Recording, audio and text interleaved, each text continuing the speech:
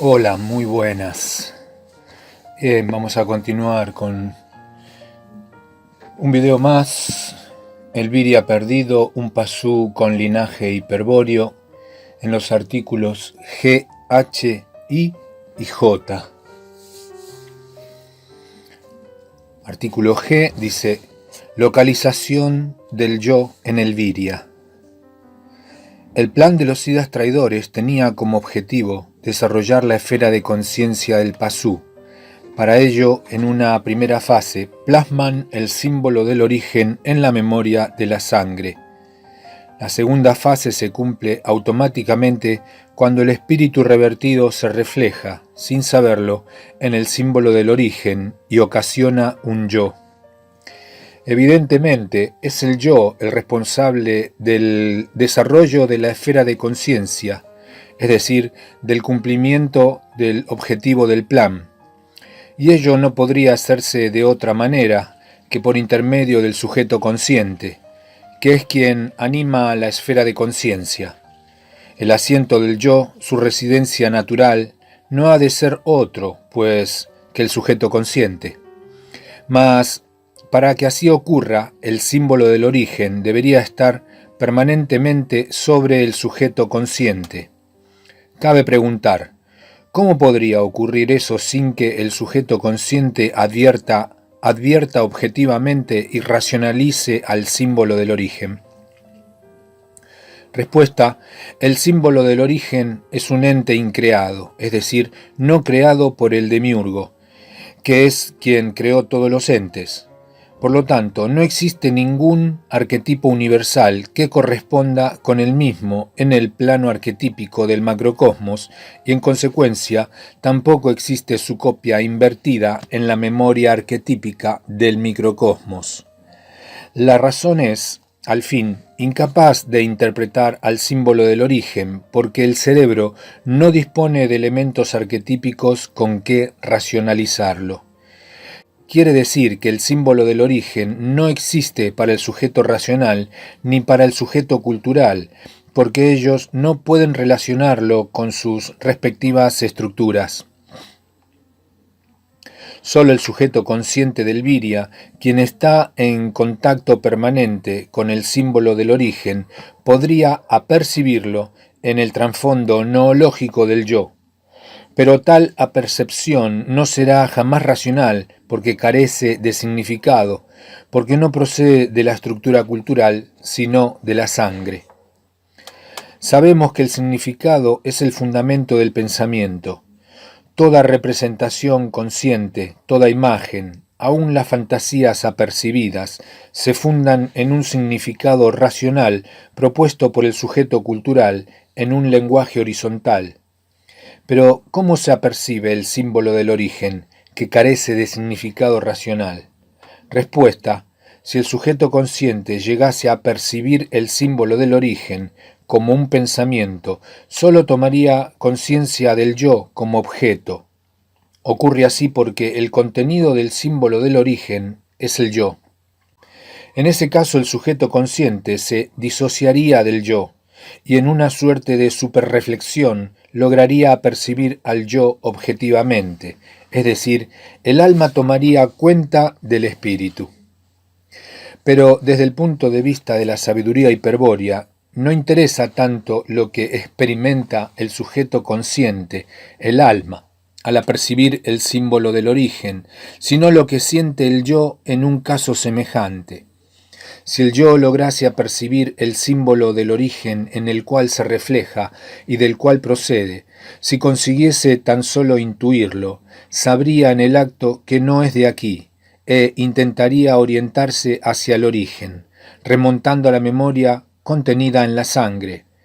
Causar esta percepción del yo es el objetivo del canto de amor de los Siddhas, estrategia de los Siddhas de Agartha que se estudiará en el próximo inciso. Es importante destacar que la intuición del símbolo del origen por parte del yo, ese despertar, esa chispa de luz que despide el espíritu, afecta al sujeto consciente con la sensación de una nostalgia infinita, un como recuerdo de otro mundo, una reminiscencia de felicidad perdida, Edén, paraíso, cielos conocidos y olvidados, divinidades y terrores insospechados hasta entonces, y que anonadan al alma.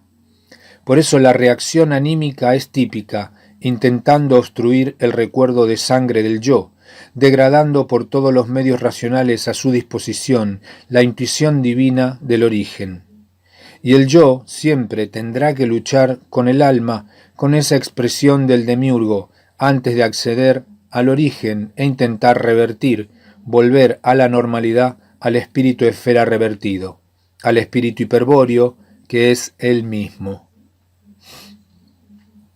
Artículo H. Estudio analógico del encadenamiento espiritual. La clave genética ha transmutado al pasú en viria y le ha dotado de una herencia divina, el símbolo del origen en la memoria de la sangre. Mas, por el símbolo del origen, el espíritu resulta encadenado a la evolución del pasú, ahora viria perdido. Lo que para el espíritu constituye un supremo mal, para el pasú representa el más grande bien.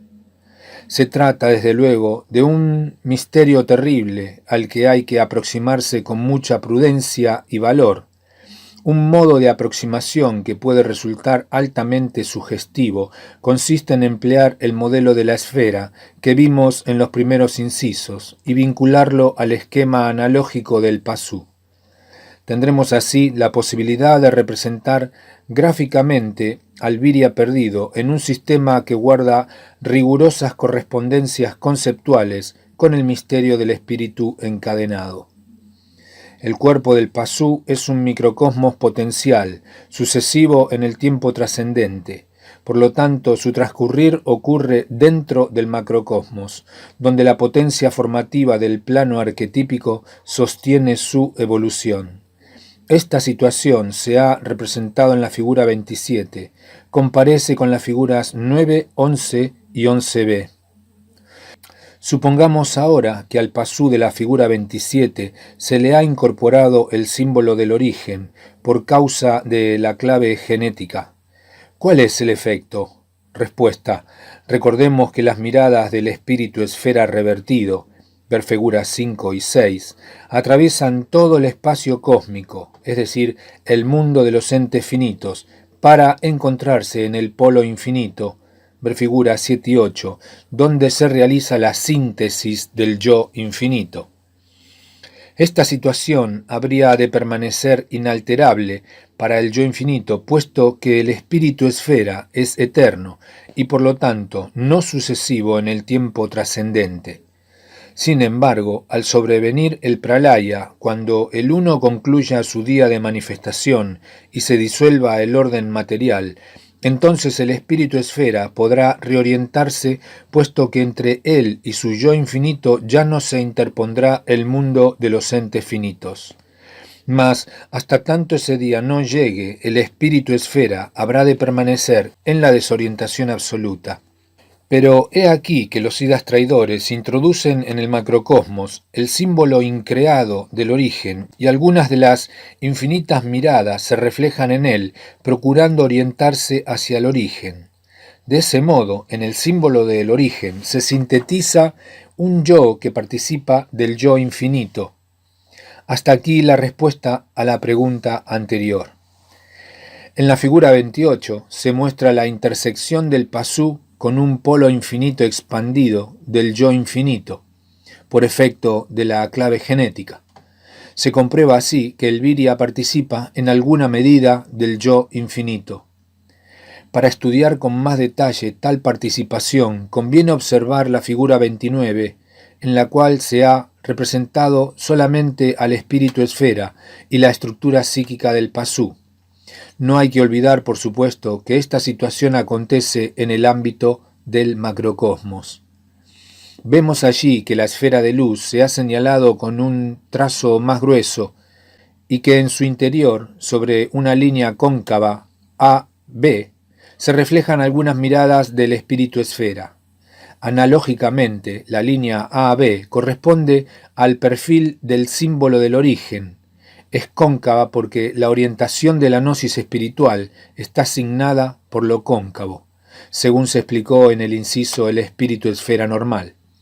Pues bien, sobre la línea AB se manifiesta el espíritu como el yo del Virya, un yo que tiende espontáneamente a confundirse con el sujeto consciente, debido a que el símbolo del origen AB se sitúa siempre en la esfera de luz por determinación de la clave genética. Artículo I. El encadenamiento espiritual introduce el infinito en el microcosmos.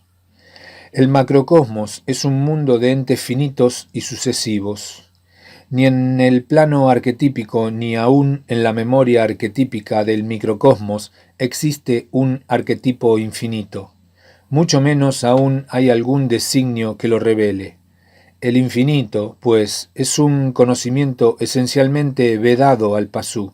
Sin embargo, por la intervención de los siddhas traidores, el signo del origen ha venido a causar la manifestación del espíritu esfera en el microcosmos y la participación del yo infinito en la evolución del pasú. En consecuencia ha ocurrido este incomprensible hecho: el Virya es un ente finito que participa del infinito.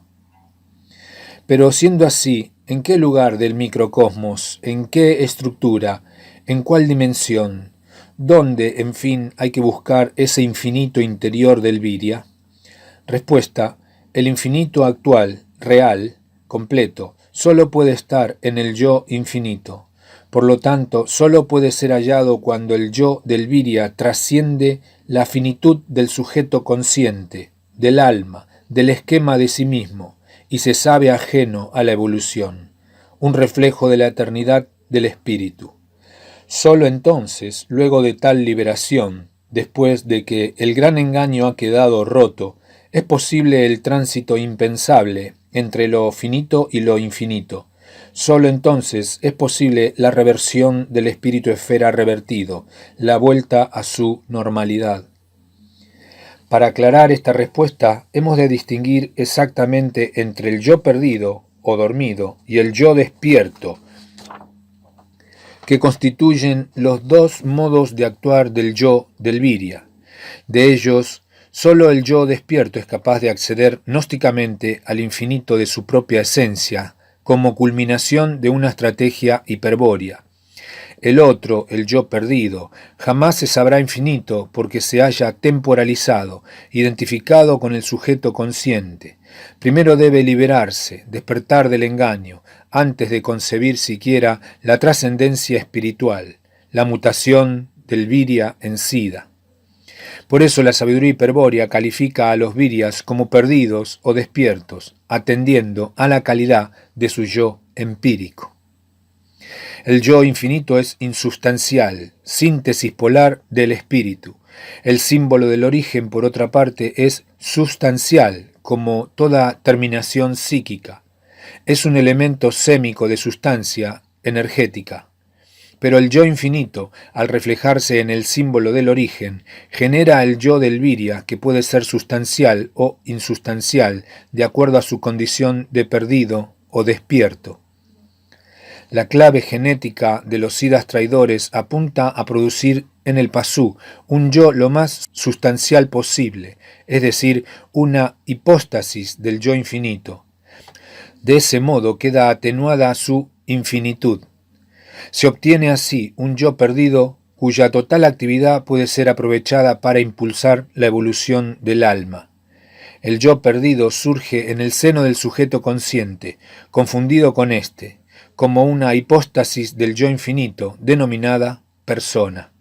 Es decir, tras la personalidad del Virya en su persona, alienta un yo perdido, que es hipóstasis del yo infinito, reflejo del espíritu eterno. Solamente quien efectúe el tránsito inverso, desde la mera personalidad hasta el yo perdido sustancial, y quien trascienda esa hipóstasis que se asienta en el símbolo del origen y llega hasta el símbolo mismo, tendrá la posibilidad cierta de acceder al infinito actual, al espíritu. Pero el descubrimiento interior de esa posibilidad de liberación estaba prohibida desde un principio al Virya, quien aún no se llamaba de ese modo. tal como se explicará en la segunda parte, al exponer la estrategia cero de los Siddhas. La intervención de Cristo Lucifer alteró definitivamente los planes de los Siddhas traidores y dejó abierto un camino para la liberación de los espíritus cautivos. Desde entonces, quien logra incluirse en la estrategia cero de los Siddhas puede optar por aplicar una de las 7 vías de liberación de la sabiduría hiperbórea para hallar y seguir el sendero inverso que conduce al Bril. Al hombre semidivino que lucha contra el demiurgo y sus aliados para liberar al espíritu cautivo y que sigue para ello el sendero inverso de la sangre pura, solo a éste le fue dado el nombre de Virya. Este Virya es desde luego el Virya despierto, poseedor de un yo despierto insustancial, capaz de aprender el símbolo del origen en la sangre pura y escuchar la canción de Amor de los Siddhas. El motivo de estos fundamentos de la sabiduría hiperbórea es justamente otorgar al Virya perdido los elementos necesarios para intentar la transmutación en Virya despierto, es decir, para que busque a su yo despierto y se descubra infinito, insustancial, un reflejo del espíritu eterno. Porque sólo el Virya despierto puede intentar con éxito la reversión del espíritu esfera revertido, operación que si se efectúa desde el microcosmos le puede transmutar, a su vez, en Siddha inmortal, con su cuerpo de puro Braya, indestructible en el plano físico. Esta maravillosa operación, objeto de la iniciación hiperbórea, no obstante estar este libro dirigido a los Viryas perdidos, será descrita teóricamente más adelante para que estimule y fundamente el anhelo de liberación espiritual de todo Virya.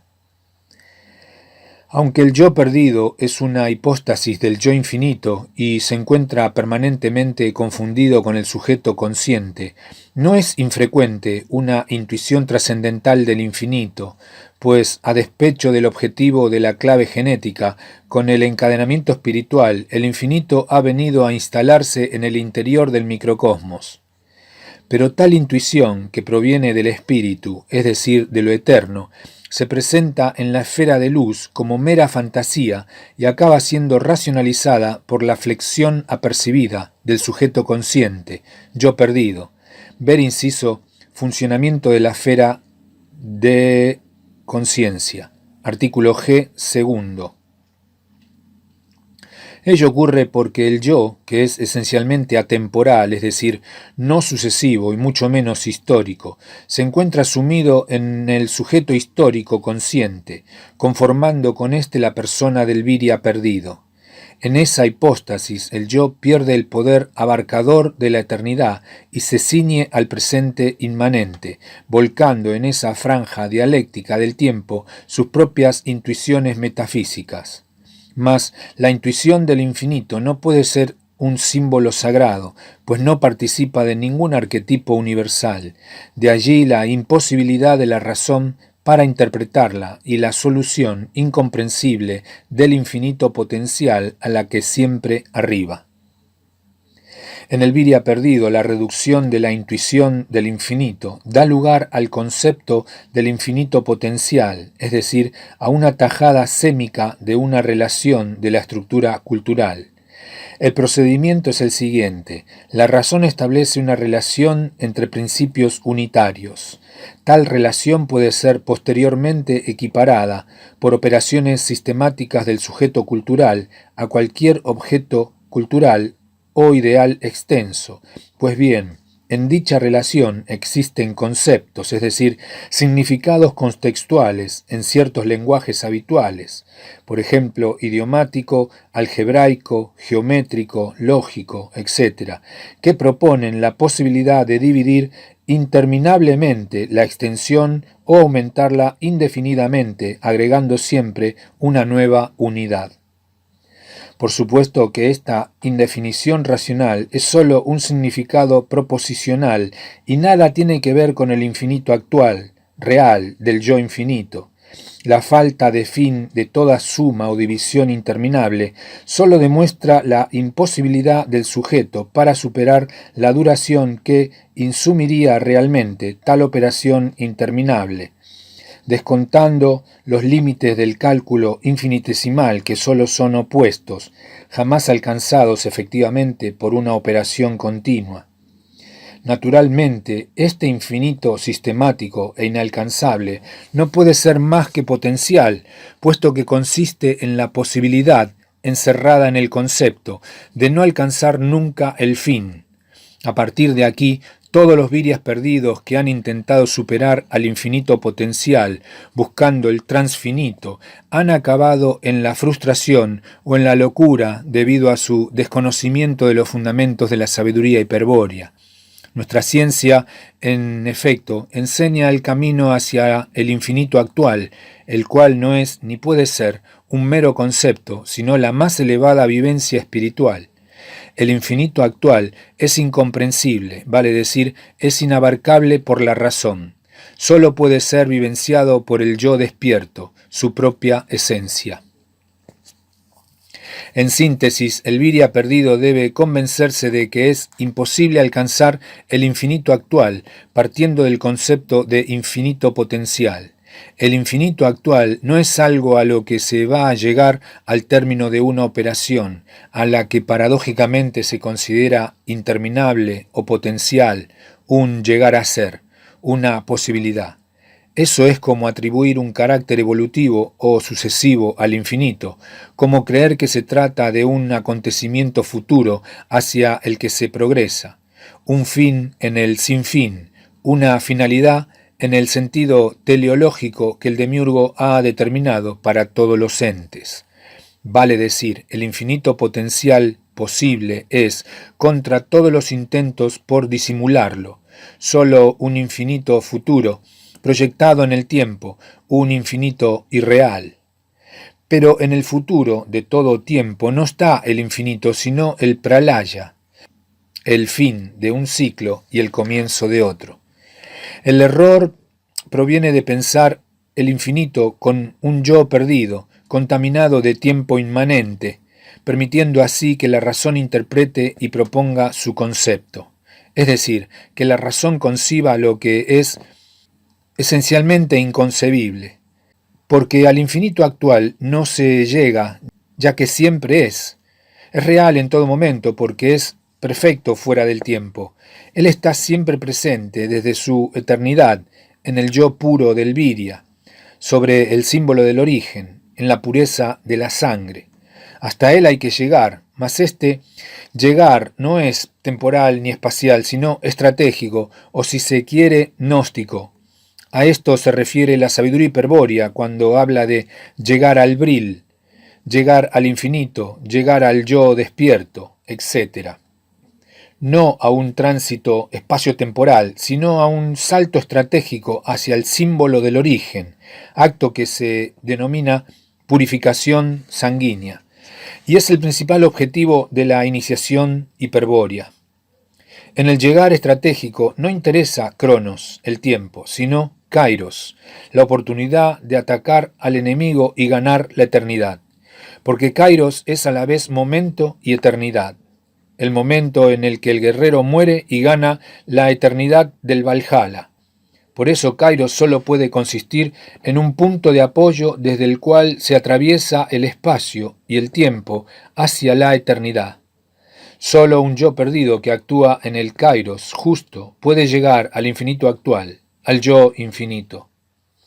A esta altura es conveniente releer el párrafo siguiente, tomado de nuestra obra de divulgación La extraña aventura del doctor Arturo Ciegnagel.